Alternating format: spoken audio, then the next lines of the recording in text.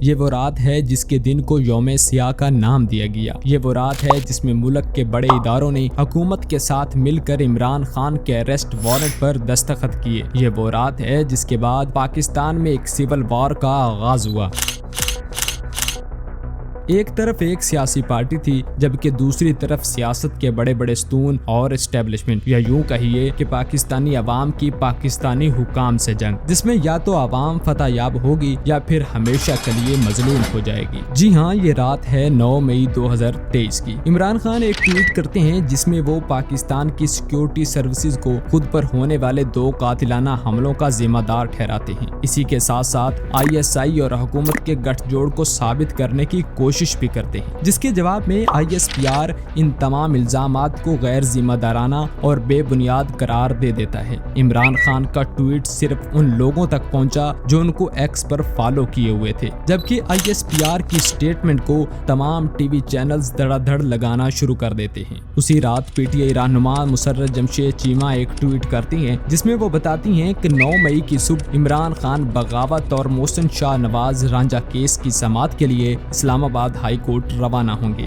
دوسری طرف اتحادی حکومت اور اسٹیبلشمنٹ کے ذہن میں ارادے کچھ اور تھے۔ پاکستان تحریک انصاف کے تمام لیڈرز کی لسٹیں تیار کی جاتی ہیں اور اس وقت کے وزیر داخلہ رانا ثناء اللہ کو گرفتاریوں کا ٹاسک سونپ دیا جاتا ہے۔ اگلے روز یہ منصوبہ پایا تکمیل کو پہنچتا ہے جب عمران خان القادری ٹرسٹ کیس میں اسلام آباد ہائی کورٹ سے نہایت غیر قانونی اور غیر اخلاقی طریقے سے گرفتار کر لیے جاتے ہیں۔ گرفتاری کے فوراً بعد پورے پاکستان میں مظاہرے اور احتجاج شروع ہو جاتے ہیں اور دیکھتے ہی دیکھتے عوام کا ایک سمندر سڑکوں پر امڑ آتا ہے، جس کی زد میں نہ صرف سول پراپرٹیز آئیں بلکہ کور کمانڈر ہاؤس لاہور اور GH کی راولپنڈی تک بھی آ گئے۔ عام پبلک میں یہ پرسیپشن پائی جاتی ہے کہ یہ سانحہ حکومت اور اسٹیبلشمنٹ کی ملی بھگت تھی عمران خان کے سیاسی زوال کے لیے، اور یہ زوال اسی شام کو شروع ہو جاتا ہے جب 10 مئی کی رات کو پولیس اور پاکستانی سیکیورٹی فورسز مل کر PTI لیڈرز، کارکنان، صحافیوں اور وکلاء کے گھروں پر چھاپے مارتے ہیں۔ جو مل جاتے ہیں انہیں اریسٹ کر لیا جاتا ہے اور جو نہیں ملتے ان کے بیوی بچوں پر ظلم کے پہاڑ توڑے جاتے ہیں۔ ایک رپورٹ کے مطابق 3200 PTI کارکنان کو گرفتار کر لیا جاتا ہے اور اسی ظلم و بربریت میں 5 لوگ جان سے ہاتھ بھی دھو بیٹھتے ہیں، اور اس کے بعد آغاز ہوتا ہے پریس کانفرنس کی ایک طویل سیریز کا۔ جو بھی PTI رہنما پریس کانفرنس کرتا ہے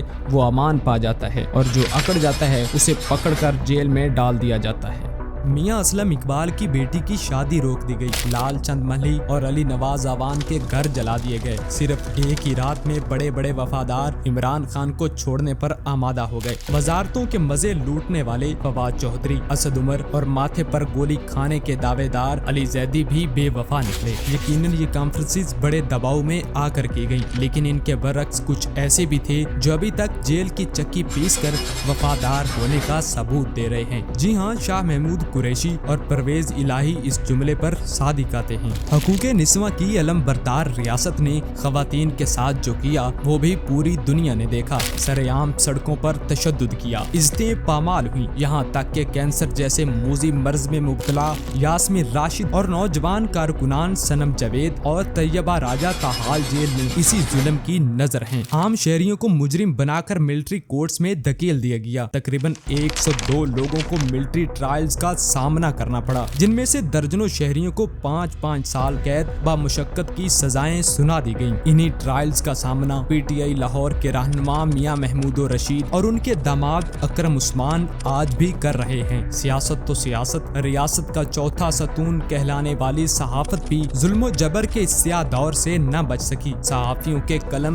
توڑ دیے گئے۔ ان کے پاس ان مشکلات اور صعوبتوں سے بچنے کا صرف تھا ایک ہی راستہ، اور وہ تھا بند کمروں کے فیصلوں کو تسلیم کرنا۔ انٹرنیٹ کی مکمل بندش کر دی گئی، مین سٹریم میڈیا پر PTI کی کوریج روک دی گئی اور سوشل میڈیا پورا کا پورا بین کر دیا گیا۔ انٹرنیشنل میڈیا رپورٹس کے مطابق ان 3 دنوں میں پاکستانی ٹیلی کمیونیکیشن کمپنیز کو 2.49 ارب روپے کا نقصان ہوا اور Pakistan soft where export industry کو 10 ارب روپے کا خسارہ بھگتنا پڑا۔ عمران خان کا نام پورے میڈیا سے غائب کر دیا گیا اور وہ اپنے اصل نام کی بجائے قاسم قاسم کے ابا کے نام سے پکارے جانے لگے۔ پاکستان کے مشہور جرنلسٹ عمران ریاض خان کو 11 مئی 2023 کو سیالکوٹ کی سینٹرل جیل سے اغوا کر لیا گیا۔ بول نیوز کے سربراہ سمیع ابراہیم کو پکڑا گیا اور درجنوں صحافیوں کو اپنا منہ بند رکھنے کی تجاویز دی گئی، جسے انٹرنیشنل فیڈریشن آف جرنلسٹ نے بھی کنڈیم کیا۔ ہیومن رائٹس واچ کی رپورٹ نے پاکستانی صورتحال کو نہایت سنگین قرار دیا۔ 8 جون 2023 کو ایک نئی سیاسی پارٹی کا جنم ہوتا ہے، استحکام پاکستان پارٹی،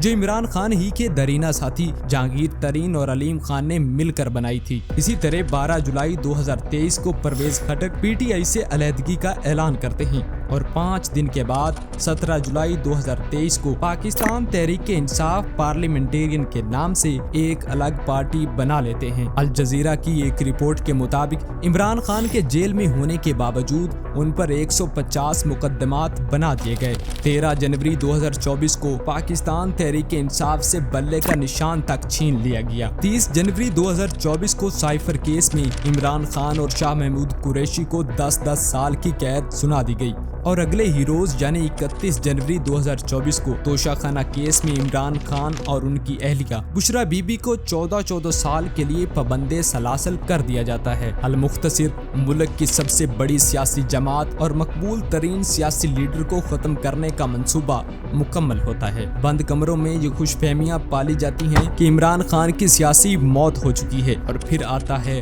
8 فروری، جس دن عمران خان دوبارہ زندہ ہوتا ہے، اور خوش فہمیاں خوف کی گھنٹیوں میں بدل جاتی ہیں۔ پورے 1 سال کے ظلم کا بدلہ ووٹ سے لیا جاتا ہے، لیکن بدقسمتی سے جیتنے والوں کو ہرا کر ایک کٹ پتلی حکومت مسلط کر دی جاتی ہے، جس کا سامنا آج ہم، آپ اور پورا پاکستان کر رہا ہے۔